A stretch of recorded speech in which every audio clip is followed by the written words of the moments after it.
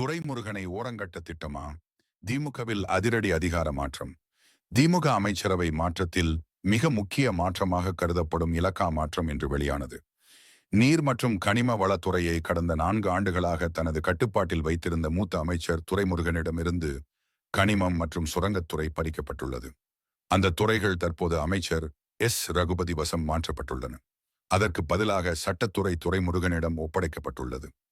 இந்த மாற்றம் வெறும் நிர்வாகத் திட்டமா, அல்லது தேர்தலை முன்னிட்டு துரைமுருகனை ஓரங்கட்டும் வகையில் எடுத்த நடவடிக்கையா என்பது தற்போது அரசியல் வட்டாரங்களில் பெரும் விவாதமாகியுள்ளது. கனிம வளத்துறை நிதி ஆதாயம் தரும் முக்கியத்துவம் வாய்ந்த துறையாக கருதப்படுகிறது.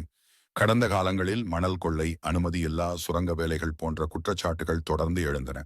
இவற்றால் ஏற்படும் அரசியல் தாக்கங்களை கட்டுப்படுத்தவே இந்த மாற்றம் நடந்திருக்கலாம் என அந்நியாயிக்க முடியாத நிலை ஏற்பட்டுள்ளது.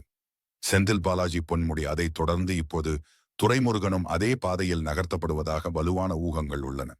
வயது மூப்பு மற்றும் உடல்நல சிக்கல்கள் காரணமாகவும் இவரை அரசியல் மையத்தில் இருந்து விரைவாக ஒதுக்க திட்டமிட்டிருக்கலாம் என்கின்றனர் விமர்சகர்கள். முதலமைச்சர் ஸ்டாலின் வரவிருக்கும் சட்டமன்ற தேர்தலை வெற்றிகரமாக சந்திக்க கட்சி மற்றும் அரசின் அமைப்புகளில் கட்டுப்பாடுடன் பல மாற்றங்களை செய்து வருகிறார்.